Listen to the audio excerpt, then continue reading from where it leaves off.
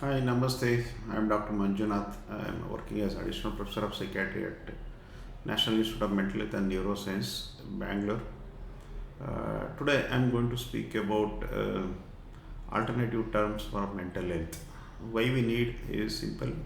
The term mental in a first term in mental health is a lot of negative connotations and stigma. In that way, many of the times we find, is there any better alternative term? Yes, I feel there is alternative term. Can we use as a mind health instead of mental health? One of the reason is that the term mind is very easily understandable to general populations, policymakers, caregiver, patients, for everyone.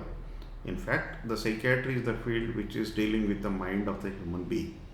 So I feel that one of the alternative term is best suited for mental health is a mind health. Thanks for listening. Please share your comment in the comment section. Thank you.